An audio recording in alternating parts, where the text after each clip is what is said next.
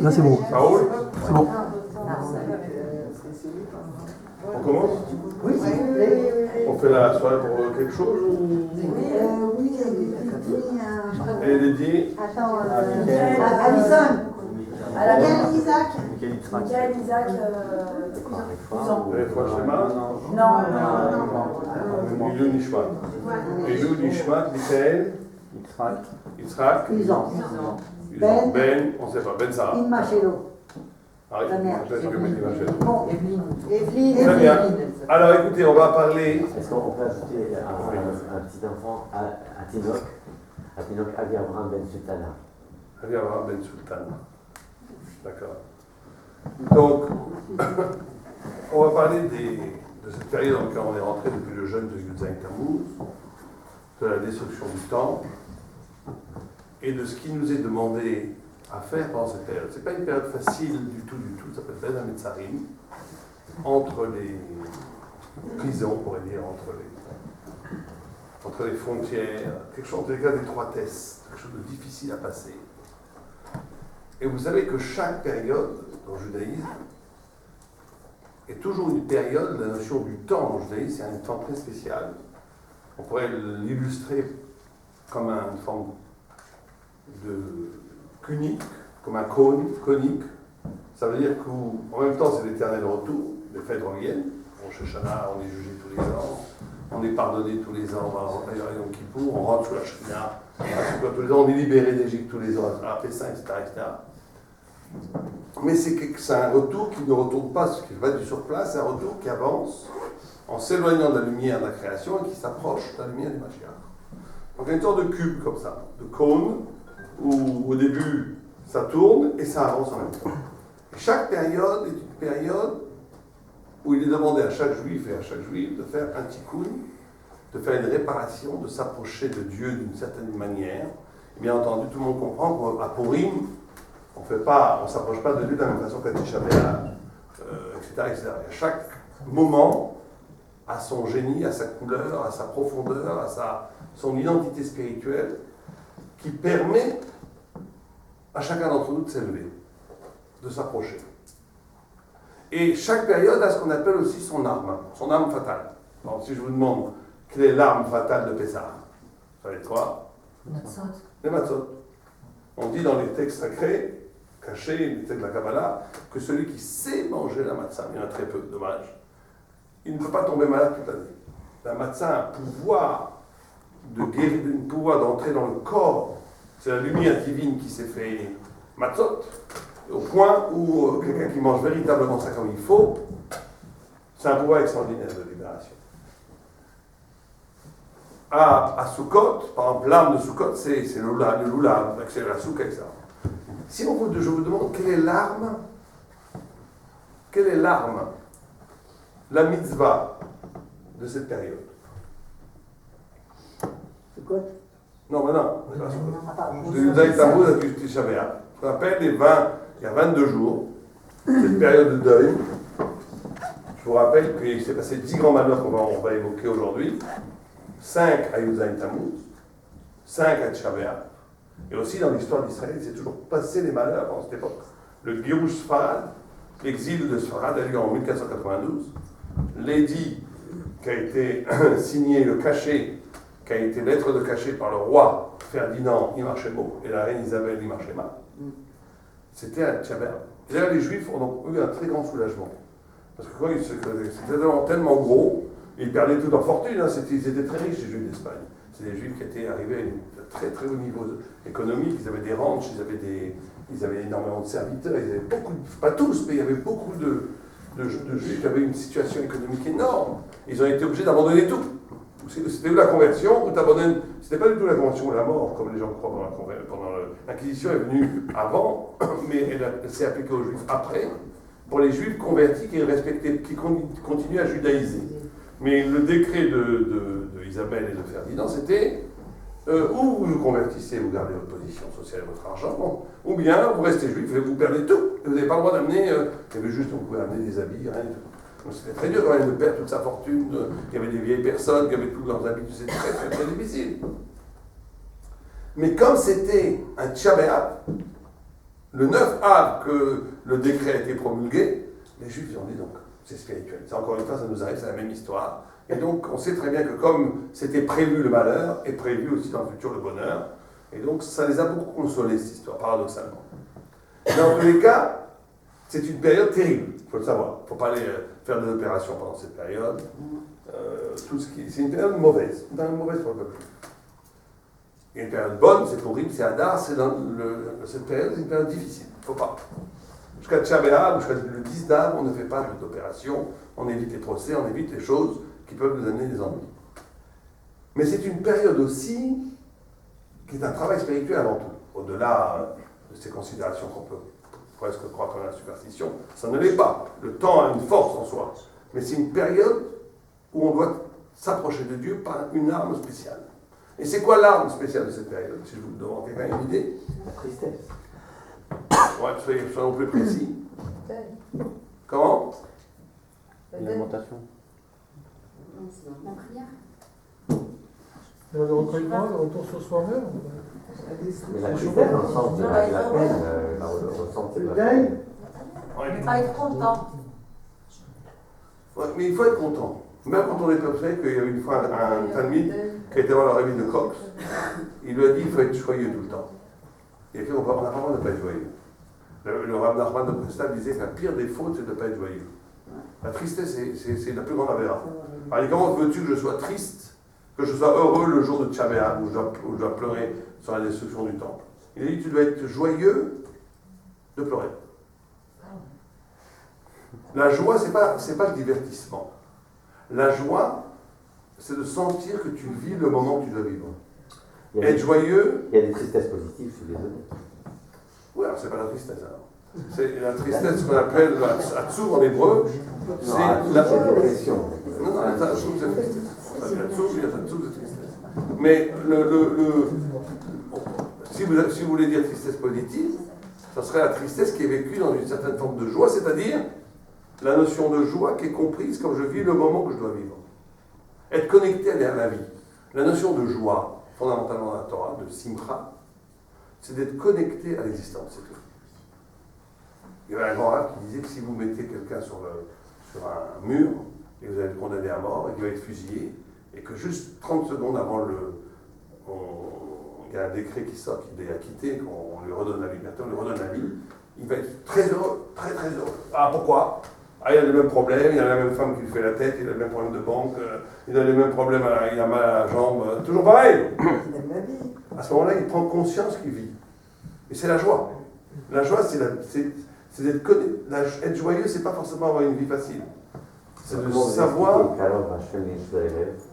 On va voir. C'est de savoir que tu vis ta vie. C'est l'idée. La joie, c'est d'avoir la conscience que tu vis ta vie. Tu peux tout avoir, et que tu vis pas ta vie, tu sens que tu n'es pas ta vie, tu seras jamais joyeux. Tu seras peut-être contenté, mais jamais joyeux. Donc il a dit ce Rav, Tcha B'Av, comme c'est ça qu'il faut faire, il faut pleurer. Donc sois joyeux de pleurer. C'est difficile à faire, hein, mais allez demander à des comédiens, ils savent ça. Un grand dramaturge, il sera un grand comédien, il va pleurer de toute vie, mais il va être dans une extase d'arriver à cette émotion. Ben, le juif doit travailler là-dessus. Mais en tous les cas, l'arme qui nous est demandée pendant cette période, c'est les larmes. C'est pleurer. Vous savez que Tcha B'Av, c'est pleurer. C'est pleurer. Ah, vous savez qu'il y avait Tammuz. C'est le mois de Tammuz dans lequel on est, c'est pas un nom hébreu, Tammuz. C'est un nom araméen, qui était une idole à l'époque de Abraham Avinu. Au point, on a un midrash qui dit qu'il y avait un grand prophète qui s'appelait Tammuz, qui était l'ennemi d'Abraham. Et Tammuz, c'était une idolâtrie où on pleurait. Où on pleurait. Mais on pleurait sur des choses vaines.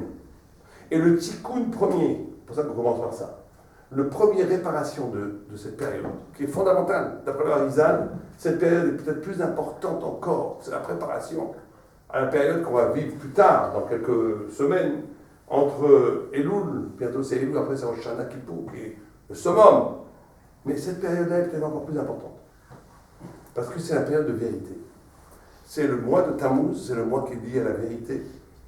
Parce le premier tikkun sur lequel on doit faire, sur lequel on doit se consacrer, c'est de faire l'inventaire de ses pleurs. Sur quoi pleure-t-on? On pleure sur des frustrations. Tammuz, cette idolâtrie, c'était de pleurer sur des choses qui ont essentiellement n'avaient aucune valeur. Et c'est peut-être la plus grande trahison par rapport à Dieu. De pleurer sur des choses, l'argent, l'apparence sociale, la réussite, pas réussite, toutes ces choses-là, cet homme a réussi, il n'a pas réussi, tous ces trucs-là extérieurs, qui en réalité n'ont aucune valeur intrinsèque, c'est la rigolade. Et quand on pleure là-dessus, on trahit l'essence même de son existence. Et le travail de Tammuz, c'est de réorienter ses larmes vers quelque chose qui est essentiel à ton existence, au pourquoi tu as été créé, essentiel à ton rapport à Dieu. En d'autres termes, pour dire les choses schématiquement, pendant cette période, il faut arrêter de pleurer sur des bêtises et commencer à pleurer sur est-ce que j'ai fait dans mon existence ou est-ce que je suis en train de faire dans mon existence à n'importe quel âge, il faut se poser ces questions. Est-ce que j'ai épanoui mon potentiel spirituel que Dieu m'a donné? Est-ce que j'ai abouti un tout petit peu? Est-ce que j'ai exploré? Est-ce que j'ai fait épanouir cette force? Est-ce que j'ai utilisé mon intelligence pour comprendre la Torah? Est-ce que j'ai utilisé mon cœur pour développer des bonnes midotes selon la Torah? C'est-à-dire des comportements de charité, d'amour, de chesed, de justice, de vérité par rapport à la Torah? Ou est-ce que j'ai été en réalité façonné par une existence où en réalité la Torah est arrivée comme une identité extérieure parce que j'étais juif dans une famille juive, on a mis un peu de Torah à droite à gauche, plus ou moins, on l'a rapproché, etc. Mais qu'en réalité, fondamentalement, je suis pas, ma vie n'est pas articulée autour de la vérité de la Torah. Et donc le tikkun des larmes, c'est le tikkun essentiel de cette période. Alors on va le voir, il se décline. En réalité, il s'est passé 5 choses à Tchabéa, et il s'est passé 5 choses à Yuzaïn Tammuz. Yuzaïn Tammuz et Tchabéa. 5, c'est pas hasard, c'est par rapport au livre de la Torah. Et on va voir que cette période est très liée à la Torah et aux lettres même de la Torah. Parce qu'il y a combien de jours entre le Yuzaïn Tammuz et Tchabéa en tout? 22. Ça vous rappellerait un 22? Qu'est-ce que c'est? 22 lettres de l'alphabet. Et encore de façon plus extraordinaire, quand vous rentrerez chez vous ce soir, peut-être pas tout le monde là, mais achetez-le. Il y a un des livres de Tanakh, de la Bible, qui s'appelle Lamentation, qui s'appelle Echa, en hébreu, Echa. Il y a 5 chapitres dans Echa, comme les 5 livres de la Torah. Dans chaque chapitre, il y a combien de versets d'après vous? Vous les trouvez tout seul. 22. 22 versets. Et plus que ça, le premier verset, c'est Aleph, Bet, Gimel, Dalet, He, Vav, Zain, Chet jusqu'à Tav. Exact, parfaitement tous les lettres de l'alphabet. Dernier pasouk, dernier chapitre, pardon, il y a plus l'alphabéta. Tout est méboulbal. Entre le premier et le dernier chapitre, il y a 3 chapitres. Il y a aussi Aleph, Bet, Gimel, Dalet, He, Vav. Ça permet une petite différence. Il y a une petite différence. Un des pasouks est interchangé. Regardez, c'est extraordinaire. Regardez chez vous. Vous avez ici un Tanakh en hébreu? Bon, ce sera trop petit pour le voir, mais il faudrait l'afficher parce que c'est extraordinaire. Regardez ça chez vous. 2e chapitre, 3e chapitre, 4e chapitre. Il y a un des chapitres, un des versets qui est interchangé. Pourquoi? Quelqu'un sait lequel? Non? Le P est avant le Aïn. Vous savez, dans l'hébreu, le Aïn a une valeur numérique de 70, P de 80. En hébreu, le Aïn est avant le P. Dans le 2e chapitre, 3e chapitre, 4e chapitre, le P est avant le Aïn. Or, en hébreu, le P, c'est quoi? La bouche. La bouche. Et le Aïn, c'est quoi? L'œil. Et la Gemara, elle dit Lo chatu am Israël bamidbar ela bigshum shegdim pelaim. La cause de tous les péchés serait de devancer la bouche à l'œil. Moi, si vous allez me demander quelle est la cause de tous les péchés, vous aurez dit quoi? Le ressentiment, je pense, la jalousie, je sais pas moi, le désir. C'est la cause de tous les péchés, non? Non. Alors, comme c'est tellement lié toutes les choses. La Gemara dit aussi que ces pleurs qu'on doit faire à Tchabéa, elles sont liées aux pleurs gratuites qu'on a fait dans le désert. Puisque quand le jour où les Meraglim, les explorateurs sont revenus, après avoir exploré la terre d'Israël, et ils ont dit que cette terre était trop dure à habiter, c'était une terre trop verticale, trop dure, pas assez naturelle, c'est pas la Normandie paisible, c'est une terre où si tu fais une avéra, la terre te vomit, c'est très dur de vivre en Israël. Ils ont dit c'est pas pour nous, c'est trop dur, c'est trop haut. Et ils ont tous pleuré, le peuple juif s'est mis à pleurer, les larmes encore une fois. Et Dieu a dit solennellement, puisque vous avez pleuré des pleurs, vous avez pleuré des pleurs gratuites, vous allez pleurer des pleurs des Doroth. Vous allez pleurer pendant des générations. Encore une fois, l'idée de la pleur, des pleurs. Et là-bas, Mishum, il dit Mupelaï, c'est parce qu'ils ont devancé la parole au regard. Et devancer la parole au regard serait la source de tous les péchés. C'est incompréhensible. En quoi le fait de devancer la parole au regard serait la source de tous les péchés?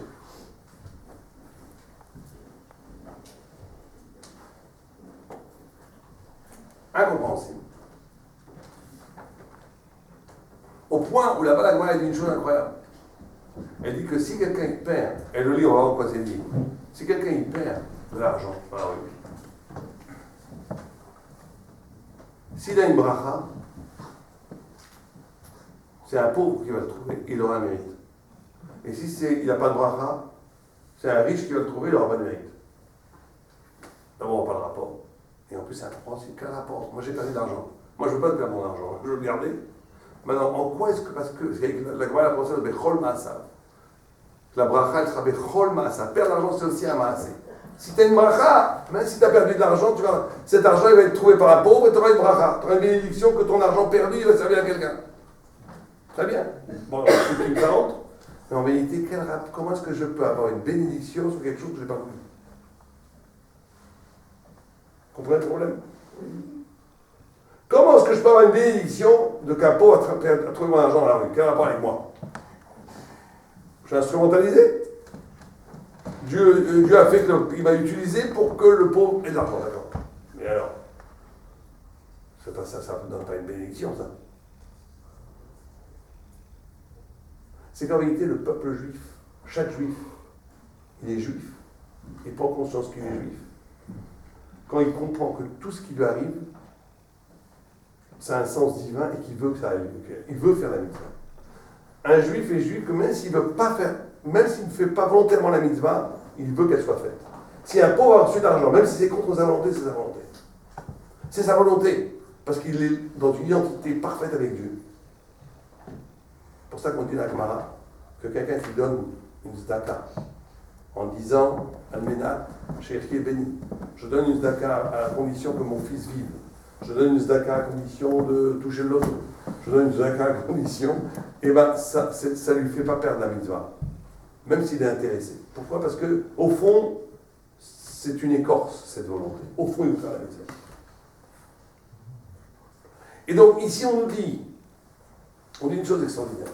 On nous dit que la racine de tous les péchés, ce qui coupe de cette essence-là, de ce que je suis vraiment, c'est quand j'ai une bouche qui parle avant le regard. Et c'est ça la cause de tous les péchés. Et c'est ça qui nous coupe de l'identité spirituelle de notre être. Comment? C'est très simple. Vous savez que quand Dieu a créé le monde, il a écrit dans la Torah, regardez aussi Rachid le traduit en français, il y a eu Tohu, Bohu, Yetzira. Tohu, Bohu, Yetzira. Tohu, ça veut dire étonnement. Bohu, ça veut dire confusion. Yetzira, ça veut dire création. Quand Dieu crée le monde, il y a un étonnement. C'est que quand Dieu a créé le monde, c'est le plus grand étonnement de tous les temps. Pourquoi y a-t-il de l'être plutôt que rien? Pourquoi Dieu crée le monde? C'est une folie. Dieu est tout. La lumière de divine est partout. Il n'y a pas de place pour l'homme, il n'y a pas de place pour nous. C'est le grand problème de la Kabbalah. Comment peut-il y avoir autre chose que Dieu quand Dieu est totalement tout? C'est l'étonnement le plus... C'est la question la plus vertigineuse de la Torah, vous savez, cette question. Il y en a qui sont devenus fous en pensant cette question. Ils sont devenus littéralement dingues. Fous, ma boule. Si Dieu est tout, comment je peux exister? Vous voyez, même quand on pose cette question, les téléphones se mettent à... de la porte. On peut préciser quand même quand la bouche parle avant les yeux. Bon, on va expliquer ça, c'est qu'on essaie d'expliquer maintenant. Donc,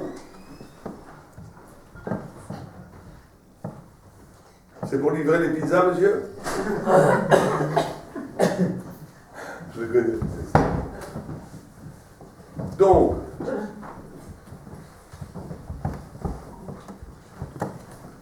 Donc on a cette idée de taux. Oui, il a passé par là. Je crois que c'est bon, c'est bon. Tu veux te mettre devant? Non, c'est bon.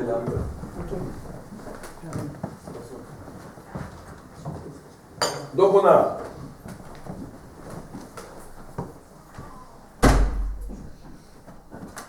Tohu Bohu Yetzira, étonnement, confusion, création.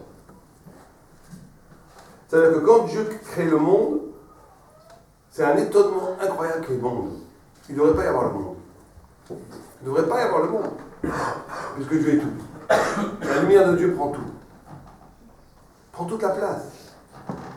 Et Dieu, pour qu'il ait création, fait un trou dans sa lumière, qui s'appelle le Tzimtzum, un petit trou comme épingle dans l'océan Pacifique. Même infiniment plus que ça. Ce petit trou de rien du tout, c'est le cosmos de milliards d'années-lumière. Donc il crée l'homme, et cet espace crée le cosmos et l'homme, et cet espace est vide de Dieu. Quel Yechol. Étonnement. Cet étonnement amène une confusion, cette confusion amène une création. Et ces trois mouvements-là sont reproductibles dans tout acte réel de connaissance. Quelqu'un qui ne passerait pas par ça ne connaît rien. Ça, connaître, c'est toujours s'étonner. C'est amener quelque chose que je ne savais pas, le rentrer dans mon système. Et donc c'est quelque chose de nouveau. Et donc ça m'amène une confusion.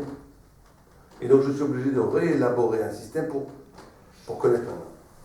C'est pour ça que les gens, c'est pour ça que la Gemara dit Reshit Chochma, Yirat Hashem. Le Orot Tzadikim, il dit je n'ai jamais rencontré un homme intelligent qui n'était pas un Baïshan, quelqu'un qui était humble. Et je n'ai jamais rencontré un Baïshan qui n'était pas intelligent. C'est-à-dire quelqu'un qui est égotique, quelqu'un qui croit tout savoir, quelqu'un qui veut se protéger parce qu'il a quelques idées dans la tête, il a des déotes, il est fermé comme une huître. Et dès que quelque chose de nouveau qui peut le perturber, il ne veut pas l'intégrer. C'est trop confusionnant, au français, donc il ne veut pas. Donc qu'est-ce qu'il fait? Il a déjà un système dans lequel il rentre tous les nouveaux éléments, il ne veut pas voir la différence, l'altérité qu'il y a dans chaque nouveau discours, dans chaque nouveau visage, dans chaque nouvelle rencontre. Il ne veut plus quelque chose qui le bouleverse. Il ne veut pas être bouleversé. Il veut plaquer sa connaissance ancienne sur tout ce qui existe déjà autour de lui. Et donc, il ne connaît rien. Il refait toujours la même histoire dans chaque rencontre. Alors que l'intelligent est quelqu'un qui a l'humilité d'être bouleversé par quelque chose qu'il ne connaissait pas. Et donc cette chose qu'il ne connaissait pas rentre en lui comme quelque chose de nouveau. Comme c'est nouveau, alors ça déplace complètement ses repères. Et donc il y a un bouleversement total. Il est obligé donc d'être créatif, de recréer après un système en intégrant ces nouveaux éléments qu'il n'y avait pas avant. L'acte de connaissance est là. Sans ça, il n'y a pas de connaissance. Au point où une fois, moi j'avais parlé avec un professeur, et j'ai vu dans ses yeux une sorte de lumière d'étonnement. Il n'avait pas pensé à cette idée. Et ça aurait pu m'ouvrir à la Torah. Et j'ai vu tout de suite après une blague, il a voulu, par de toutes ses forces, casser l'étonnement. Rebanaliser, réintégrer cet nouvel élément, ce qu'il connaissait déjà. Ne pas être bouleversé. Et cet élément-là, il est fondamental. Pourquoi? C'est la source de tous les péchés. Ça veut dire que la source de tous les péchés, c'est de créer un système de référence où en dernière instance, la référence c'est moi, c'est pas Dieu, c'est pas l'autre. c'est pas en dehors de moi, c'est en moi. C'est devenir sa propre idole. C'est-à-dire que tu as quelques idées dans ta tête qui te permettent de déplacer dans la vie. Un enfant, 2, 3, 4 ans, il est obligé de faire ça. Un enfant, vous voyez, il marche, il se colle, il comprend pas, il comprend, il intègre. Il croit qu'une flamme, c'est une fleur, il a touché, il se brûle. Il pleure, mais il comprend. Alors il comprend que les flammes, c'est pas des fleurs. Il intègre plein de nouveaux éléments. Ça le bouleverse et après, il est créatif, il crée des systèmes. Mais au bout d'un moment, il y a un grand rap qui dit la plupart des gens, ils s'arrêtent à 8 ans. 9 ans. Ils ont créé un système suffisamment performant pour appeler tout rentrer dans leur comment on appelle dans les ordinateurs, leur programme. Un programme, ils ont un programme ici, tout. Les gens un peu plus intelligents, 12 ans. Les gens très intelligents, ils arrêtent à 15 ans. Le Talmid Chacham, il n'arrête jamais. Il n'arrête jamais. Réchit Chochma Yirat Hashem. Il n'arrête jamais. Il est bouleversé chaque fois. Quand vous voyez un grand Talmid Chacham, il vous voit, il est bouleversé. Parce que votre visage est une nouvelle voyelle divine qu'il ne connaissait pas avant. S'il n'est pas bouleversé, c'est qu'il a arrêté d'être Talmid Chacham à cet instant-là. C'est très rare les gens qui peuvent tout le temps vivre comme ça. Parce que c'est très difficile. C'est un dessaisissement total de l'ego, de sa maîtrise. Très difficile. Mais c'est pour ça que ça demande un désintéressement égotique absolu. Il n'y a plus d'orgueil du tout dans ce niveau-là. Il n'y a plus qu'une relation fluide aux choses où l'altérité rentre. La Gemara dit une chose extraordinaire, elle dit qu'un enfant accepte, il y a une grande discussion, quel était l'arbre de la connaissance. Et un des rabbins, parce qu'il y a 4 opinions, un des rabbins dit que c'était le blé. Il y a un enfant, quand il arrête de téter le sein de sa mère et qu'il mange du blé, il commence à dire papa. Phrase extraordinaire, la Gemara. Pourquoi? Parce que quand il est dans le sein de sa mère, c'est lui, sa mère, lui, c'est un. Il n'y a rien de nouveau, il n'y a pas de connaissance. Quand le blé rentre, le choc du blé, quelque chose de nouveau qu'il ne connaissait pas, lourd, c'est le début d'intelligence, c'est l'arbre de la connaissance. Mais en tous les cas, le premier tikkun qui nous est demandé, c'est cela. C'est de réapprendre à exister au sens de tout Bou Yetzira, pendant cette période. De réapprendre à grandir à ce niveau-là, au niveau de tout Bou Yetzira. Alors, dans l'étape de la loi, on dit qu'il y a eu 5 choses qui se passaient à Yuzain Tam. Une des 5 choses, donc ça, c'est ça l'idée de paix. Le P, ça veut dire que la faute, quand tu fais passer le P avant le Aïn, c'est que tu as un discours qui n'est pas connecté à ce que tu vois. Tu as déjà un discours. Et tout ce qui arrive, tu le plaques à ton discours, tu ne vois plus. Comme les Meraglim. Meraglim, ils avaient un discours préétabli, ils ne voyaient plus la terre d'Israël telle qu'elle était. Ils la voyaient avec leur frayeur, avec leur peur. Ils ont plaqué un discours, le P, sur le regard de la terre d'Israël. Et c'est la source de tous les péchés. C'est la source de tous les péchés. Apprendre à voir.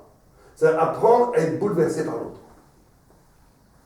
Vous savez qu'il y avait un grand rare, je lui avais posé une question. Je ne comprends pas, il y a des gens, ça fait 30-40 ans, des gens que je connais, ils passent leur vie à parler de Torah. Et on voit que dans la vie, ils ne font rien. Ils sont très très légers au niveau des mitzvot. Ils courent les filles, ils sont pas sérieux, c'est pas des gens sérieux, des gens légers. Et on voit l'autre, qui est très religieux, fumeur, le chapeau, les papillotes et tout, mais il ne comprend rien à ça. Comment c'est possible? Quand c'est celui-là qui parle, ça fait 30 ans, un intello et tout, il parle de Torah toute la journée, et que je connais des gens très intello, ils parlent que de judaïsme toute la journée. Quand je parle avec eux, on parle que ça pendant 3, 4, 5, 6 heures. Après, il me dit, bon, allez, viens, on va aller manger. Je lui dis, il n'y a pas rien caché, c'est pas grave, on mange du poisson, on peut aller c'est pas grave. C'est-à-dire que c'est des gens légers, très légers au niveau de la pratique, mais qui pensent au judaïsme toute la journée. Et l'autre, il n'a rien compris à rien du tout. C'est un bon gars, gentil, tout très religieux. Mais tu parles avec lui au bout de 2 minutes, tu t'ennuies, tu dis, on va parler d'autre chose. Allez, Comment ça marche ça? Comment c'est possible que celui qui a la connaissance, il reste à un niveau de pratique très bas, et que celui qui n'a pas la connaissance, des fois, a un niveau de pratique très haut? D'après vous, à quoi c'est dû? Manque de connexion. C'est lié à ce qu'on vient de dire maintenant. Manque de connexion avec mon pèlerin. Ce n'est pas une vraie connaissance, c'est une connaissance intellectuelle. Oui. Ça ne peut pas être une vraie connaissance. Oui, mais pourquoi? Vous avez raison, mais pourquoi? Qu'est-ce qu'il fait? Il n'a pas confronté ses paroles, ses idées. Il n'a pas Il n'a pas confronté. Dans le sens, il échange avec vous, mais il n'a pas pratiqué. Oui, mais comment ça se fait qu'il ne pratique pas?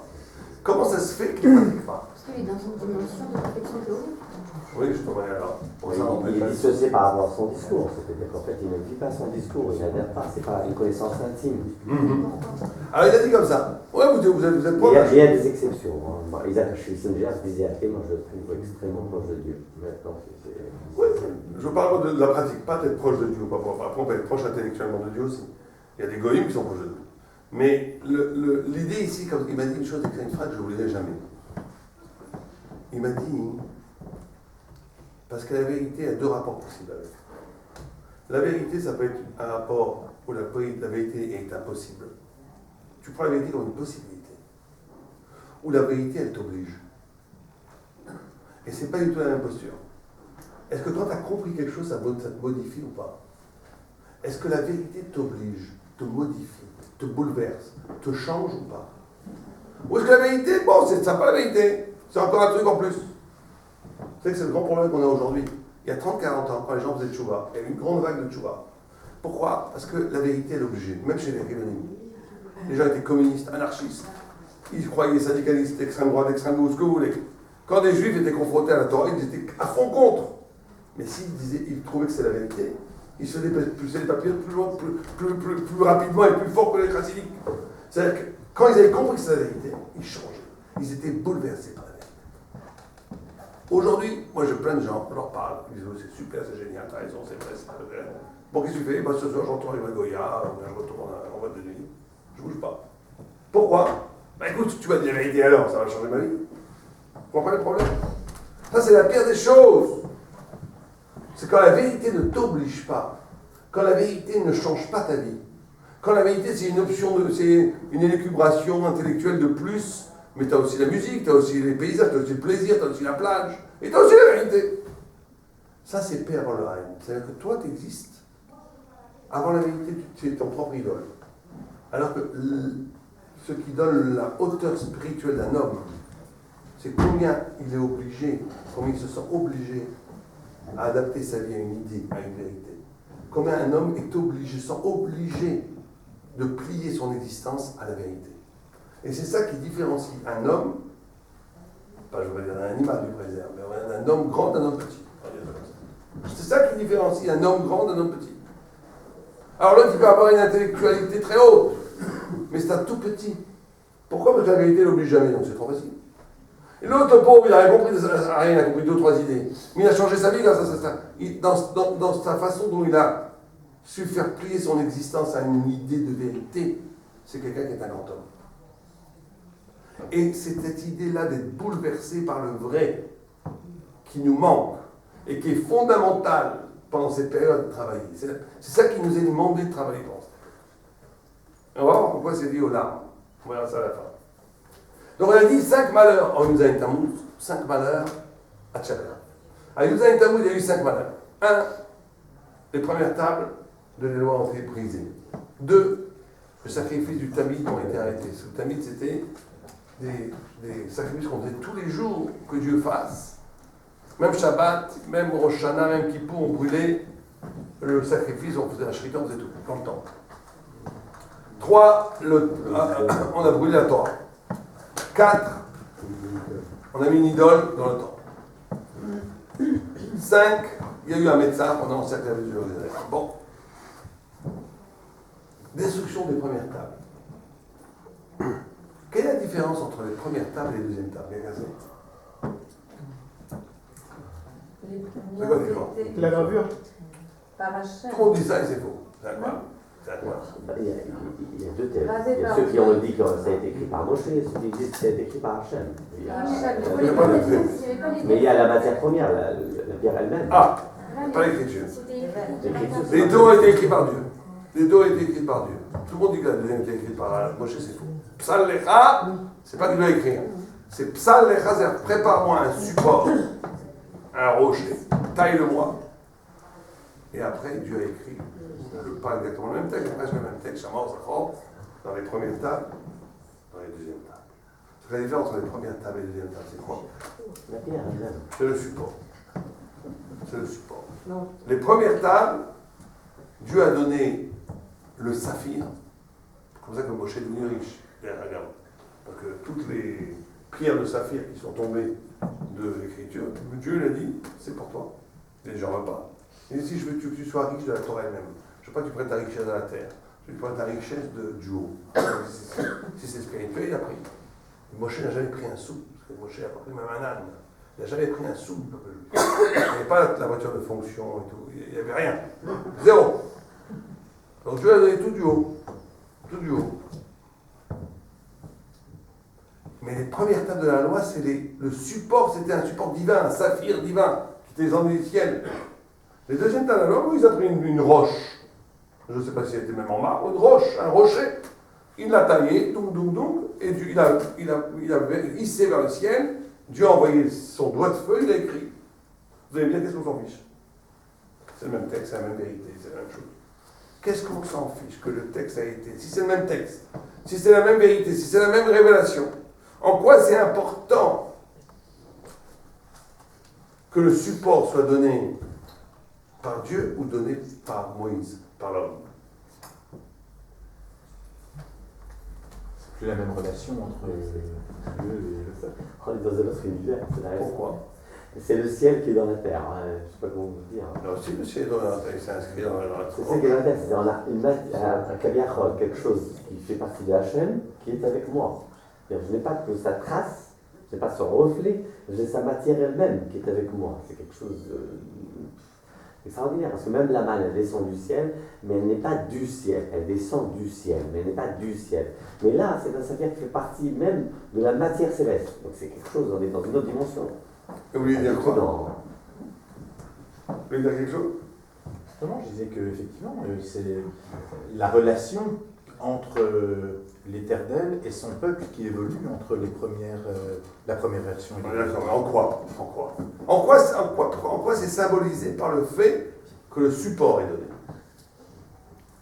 Alors, vous avez raison. Support céleste, support humain, d'accord, c'est la question elle-même. En quoi le fait qu'un support céleste, super humain, ça va avoir une inférence, une influence tellement extraordinaire sur la relation avec Dieu? J'ai une antenne.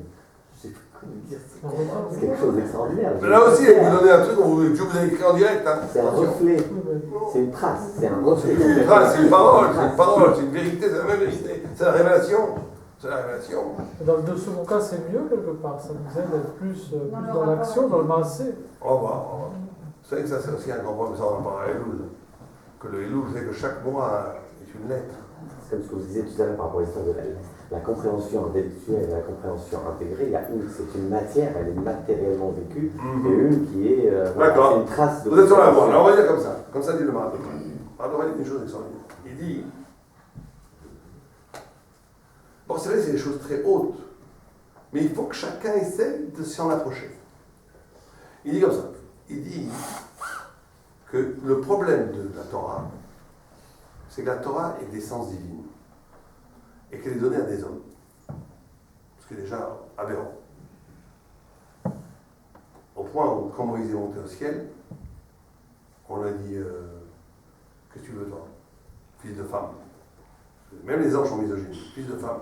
Yoladisha, qu'est-ce que tu fais ici? il a dit moi, rien du tout, je suis venu chercher quelque chose. Et il avait peur des anges, parce que les anges pouvaient brûler avec ça. Et Dieu lui a dit attrape le trône de gloire. Il leur a répondu est-ce que la Torah elle est écrite ne tue pas, ne vole pas, vous n'avez pas tout ça, les anges. On dirait un texte pour des enfants. Tu vois, c'est évident. Qu'est-ce qu'ils veulent les anges? Parce que la Torah, elle peut dire, la Torah, chez les anges, elle peut être liée à des niveaux infiniment plus hauts. Mais ce qu'il a dit à un moment donné, il a dit, le Satan est arrivé voir Dieu. Il a dit, elle est où la Torah? Dieu lui a dit, va voir le Ben Amram, le fils d'Amram, Moshe. Il arrive chez Moshe, il dit, elle est où la Torah? Il dit, j'ai pas moi, j'ai pas la Torah. Et Dieu s'exclame à toi, il dit, Moshe, Badayata, tu mens? Tu mens? Je te donne la Torah il y a quelques minutes. Il a dit, moi, qui suis rien, Et toi qui as écrit cette Torah qui contient tous les secrets de l'univers, et plus que l'univers, je vais dire que j'ai la Torah. Je lui dis, parce que tu dis ça, la Torah sera à ton nom. Regardez l'extraordinaire dialectique. Quelqu'un qui dit j'ai la Torah, quelqu'un qui arrive et vous dit je suis un Mekoubal, j'ai les secrets, je veux faire la Kabbalah et tout, sachez que c'est un charlot. Je vous le dis tout de suite. Quelqu'un qui dit qu'il a la Torah, il n'a pas la Torah. Parce que la modalité de possession de la Torah, c'est de comprendre que tu ne l'as pas. Parce que la Torah, c'est infini. Et nous, on est fini. Donc, comment tu peux posséder l'infini? Donc, la seule façon dont tu peux. Et Dieu dit, puisque tu as dit que tu n'avais pas la Torah s'appellera de ton nom, Torah de Moshe, extraordinaire. Parce que Moïse a eu cette humilité incroyable de dire, mais je l'ai pas la Torah, simplement j'ai une trace de cette chose que Dieu m'a donnée, mais c'est pas à moi. Je n'ai pas un rapport de maîtrise, de possession par rapport à la connaissance. Tu sais que ça me dépasse infiniment. Ah, tu sais que ça dépasse infiniment, tu as tout compris. La Torah, tu l'as. Mais dès que tu as instrumentalisé la Torah, je vais le Mekoubal, je vais faire des brachot, je vais vous dire ce que c'est les grands secrets, j'ai tout compris, vous n'avez rien compris, vous enseigner. Celui-là, c'est un charlot, vous d'amour. Vous pouvez être sûr et certain. Quelqu'un qui vous dit je suis Mekoubal, sachez qu'il n'est pas Mekoubal. Bon, d'ailleurs, passons à autre chose. Mais en tous les cas, l'idée, elle est que c'est parce qu'il sait qu'il n'a pas, qu'il comprend un peu quelque chose. Parce que c'est une compréhension dans l'infini, pas dans l'infini, pas dans la maîtrise. Et Moïse, quand il reçoit cette Torah, et le Maharal explique ça, les premières tables de la loi, c'était pas simplement la vérité qui a été donnée à l'homme. C'était le support à cette vérité. Ça veut dire quoi? Ça veut dire que dans la vérité, il y a la vérité, la révélation. Et avec quoi tu vas capter ce dont on vient de parler. Comment l'homme peut-il capter l'infini? C'est impossible. Donc Dieu donne à l'homme quelque chose de divin en lui. Et voilà, il dit l'onitna Torah et la leochle aman. La Torah n'a été donnée que celui qui a mangé la manne. Au point, vous savez qu'au point où la Gemara dit si la Torah ne peut pas être comprise que par un juif, que par quelqu'un qui a vécu ces expériences incroyables, comment ça se fait qu'il y a des convertis? Comment les convertis peuvent comprendre la Torah? Comment ils peuvent comprendre la Torah, les convertis? Ils n'étaient pas au Sinaï. Vient le Tosfot, ils étaient au Sinaï. Toutes les âmes des convertis étaient au Sinaï. Parce que s'ils n'étaient pas au Sinaï, ils ne pourraient rien comprendre la Torah. Mais je parle de vrais convertis. Les vrais convertis, ils étaient au Sinaï autant que les Juifs, autant que nous. Autant. Parce que sinon, il n'y aurait pas cette possibilité de recevoir la vérité. Parce que la Torah, ce n'est pas de la littérature. La Torah, ce n'est pas un joli discours sur la vérité. C'est l'événement de vérité lui-même. C'est la révélation de Dieu elle-même. Or, cette révélation de Dieu elle-même ne peut pas être captée par un esprit humain. Donc, il faut que Dieu inscrive du divin en nous. Il a quelque part déifié le peuple juif. Et quand on a reçu les premières tables de la loi, on n'a pas simplement reçu la vérité. On a reçu un cerveau, un cœur, un corps métamorphosé par cette révélation, qui fait que Kébiéchol, c'est pour ça qu'on est devenu immortel à ce moment-là. Au moment de don, la Torah, on est devenu immortel. On a reçu une compréhension de la Torah, ce qu'on appelle la prophétie, Kébiéchol comme Dieu la comprend. Imaginez que vous preniez la Torah comme Dieu la comprend. Extraordinaire. Ça a été brisé. Ça a été brisé par la faute du Vaudor. On dit qu'on a fait la faute du Vaudor au moment même où Dieu donnait les tables de la loi, il commençait à faire le Vaudor en bas, et Dieu a voulu reprendre sa Torah, et puis Moïse lui a arraché les mains. Bon, ça c'est pas comment que ça veut dire. Mais en tous les cas, il y a cette idée-là. Pourquoi ils ont fait ça? Comment ça se fait qu'ils ont fait ça? On te donne le cadeau le plus extraordinaire du monde, tu fais le Vaudor. Parce que l'homme, au plus profond de lui-même, il y a une part en lui-même qui ne peut pas devenir spirituelle. Je ne sais pas si vous avez remarqué, pour dire les choses plus simplement. Vous n'avez pas remarqué qu'après un deuil, quand les gens rentrent à la maison manger, il y a plein de rigolades. Ça se laisse aller à la rigolade. Vous n'avez pas remarqué ça? Si. Ou bien vous n'avez pas remarqué qu'après Kippour, alors qu'on n'est pas né, là on était tous comme des anges, on pleurait, on était pas au Rachel, ni Fla, on était en haut. Juste après, on mange le boulot, là, je ne sais pas quoi, là, de truc. Oh mon Dieu, les blagues.